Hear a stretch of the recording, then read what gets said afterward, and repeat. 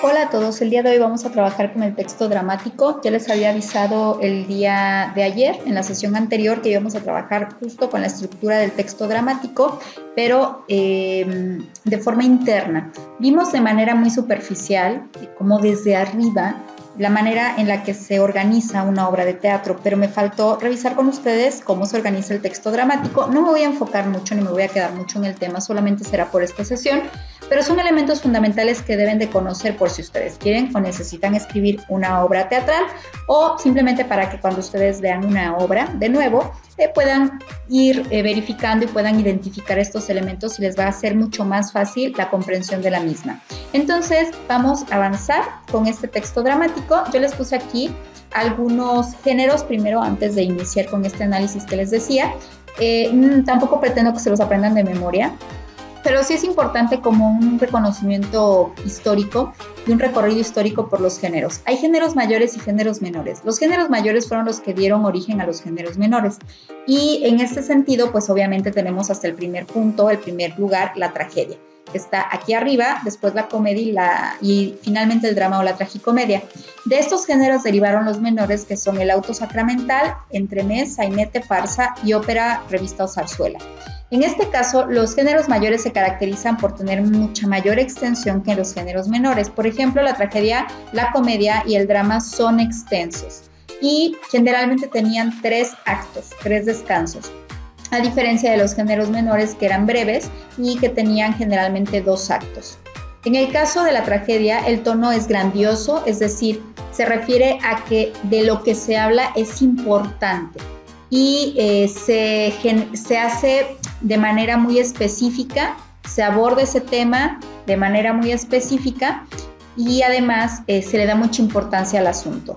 Y tiene siempre un final desafortunado. A diferencia de otros géneros, la tragedia siempre va a tener un final desafortunado. Por eso se llama tragedia. En el caso de la comedia, es extensa también. La diferencia es que tiene un desenlace feliz, pero hay algo bien importante dentro de la tragedia que me parece que hay que señalar. Educa a través del ridículo. Muchas obras que se hicieron después de la Edad Media, por ahí de la época de la Ilustración, empezaron a ridiculizar. Incluso antes de la Ilustración, de hecho, empezaron a ridiculizar los franceses, por ejemplo, los dramaturgos franceses como Molière, empezaron a ridiculizar a los monarcas y a toda la gente toda la gente privilegiada que estaba hasta arriba de la pirámide social de la comunidad francesa. ¿Y por qué lo hacían? Bueno, pues porque justo ellos Francia estaba viviendo una situación muy complicada con su monarquía, que simplemente no le interesaba el pueblo más que llenarse las bolsas de dinero, de riqueza. Entonces, lo que pasó con las comedias fue que este tipo de dramaturgos, como el que acabo de mencionar, Molière, empezaron a exponer la situación que vivía el pueblo, a diferencia de los monarcas. También empezaron a exponer la situación de la iglesia. Por ejemplo, la iglesia también fue muy criticada por estos dramaturgos, en general dramaturgos, literatos, ilustrados. Y empezaron las comedias a educar a través del ridículo. Eran una forma de externarle al pueblo el desacuerdo en el que estaban con la monarquía de la época.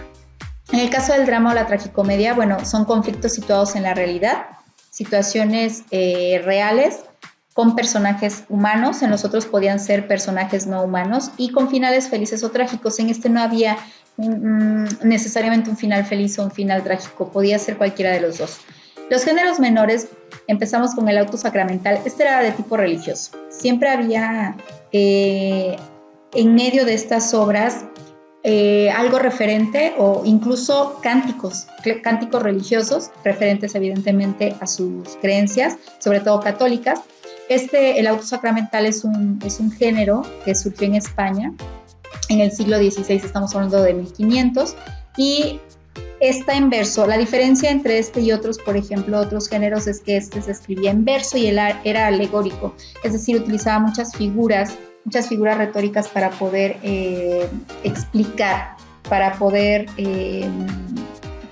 dar a entender al público el tema. Y el entremés, por ejemplo, también era corto, el auto sacramental también era corto, era cómico y los personajes eran populares. Se llamaba entremés porque, insisto, era corto. Era una obra corta, cómica. La idea justo era que hiciera reír. Era una pieza breve, de un solo acto, de tono humorístico y que se representaba en los entreactos de una comedia. ¿A qué me refiero con eso? Se llama entremés. No sé si ustedes han escuchado los entremeses en el ámbito de la comida, que son alimentos que generalmente se sirven fríos antes del primer plato. Sí, el entremés antes del plato importante o del primer plato.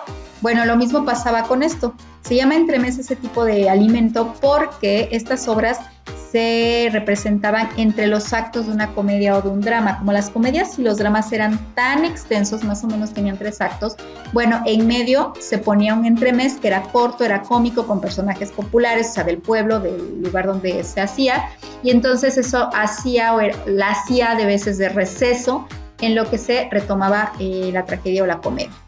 El sainete también era corto, a veces era largo.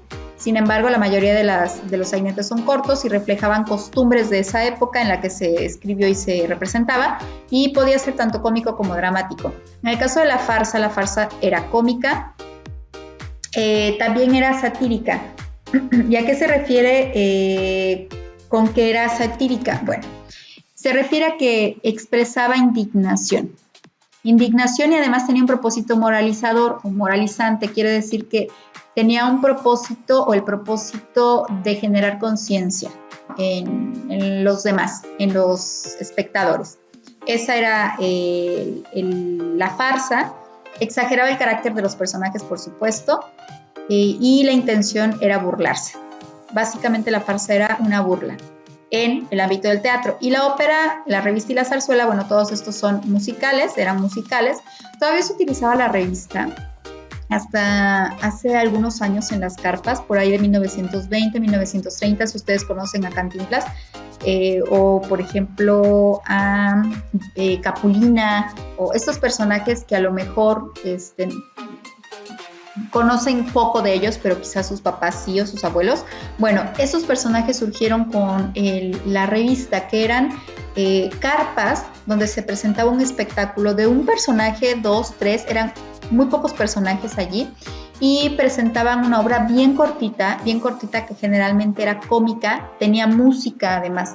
Lírica se refiere a que era en poesía, era en verso y hacían rimas y alternaban canto con diálogo. Entonces, la revista, la zarzuela y la ópera tienen la característica de ser musical o lírica, insisto, o sea, en verso o musical, alternando canto y diálogo. Esos son los géneros menores que, insisto, tienen la característica de que en su mayoría eran cortos, a diferencia de los géneros mayores que dieron origen a los menores, y los géneros mayores eran extensos. Surgieron como obras de 3 actos hasta que empezaron a surgir estos otros que eran mucho más cortos y que muchos de ellos solamente tenían un acto. Aquí quiero que vean la estructura de un texto teatral. Si se dan cuenta, aquí les presento los elementos fundamentales. Tenemos en la parte superior el acto. El acto, acuérdense que son los descansos. Esos descansos que en las obras como estas, géneros mayores, eran 3 o 2, y cada acto está dividido en cuadros y cada cuadro en escenas. En este caso, por ejemplo, dice acto 2, la escena, acuérdense que está marcada por la entrada y la salida de los personajes. Y, por ejemplo, aquí es la escena 5.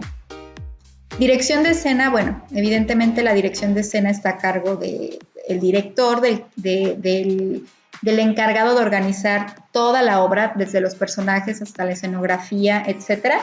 Y tenemos a los personajes son los seres que están actuando la obra. Estos pueden ser reales o imaginarios, entonces no necesariamente tienen que ser personas o estar representando a personas del mundo real. Los personajes pueden ser seres ficticios, pueden ser animales, pueden ser plantas, pueden ser cosas, pueden ser fantasmas. Los personajes son seres reales o imaginarios que son los que actúan el argumento de la obra, que es la acción dramática, lo que van a representar en el escenario. El diálogo o los diálogos son las conversaciones directas entre personajes. Cuando hay un diálogo, quiere decir que hay una conversación, y esos son los diálogos. Por ejemplo, aquí dice Pepe, Sí, solo necesita descansar un rato. Eso es un diálogo. Acotación. Las acotaciones son sugerencias a los actores para que puedan desempeñar su papel de la mejor manera posible según el guionista lo escribió, según el guionista escribió la obra. En este caso, por ejemplo, dice Dani a Inés y siempre están entre paréntesis. ¿Y a ti qué te pasa?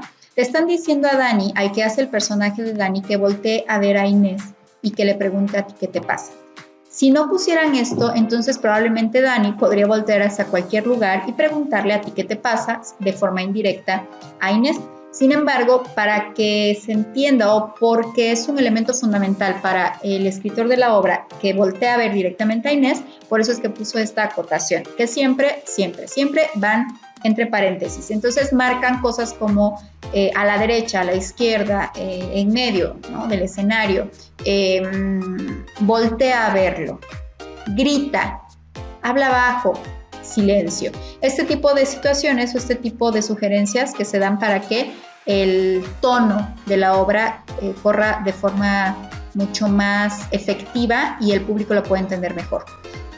Y bueno, básicamente esos son los elementos: acto, escena, personaje, diálogo y acotación. Recuerden que también tenemos los cuadros, pero los cuadros básicamente hacen referencia a elementos del tiempo y el espacio. Cuando cambia el tiempo o el espacio, estamos ante un cuadro y difícilmente se van a encontrar de forma directa en los escritos o en el texto dramático, pero a veces cuando aparece aquí el sol o cuando aparece y surgió la lluvia y yo qué sé, bueno, esos son cuadros porque son cambios en el tiempo y el espacio de la obra dramática.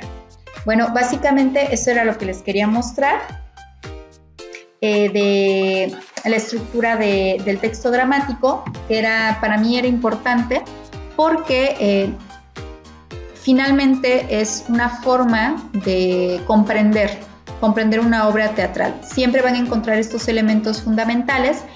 Y algo importante también es que les recuerde que al texto dramático se le llama libreto. Cuando le entregas a un actor ese texto para que lo aprenda y lo pueda actuar, a ese texto que tú le entregas al actor se le llama libreto. Y este libreto es el que va a dirigirlo en su actuación. Además de los diálogos, contiene las acotaciones que son importantes, insisto, para que la obra fluya como el autor pretendía que fluyera. Bueno, esto es lo que les quería mostrar: géneros teatrales, estructura del texto dramático, y nos vemos en las sesiones virtuales.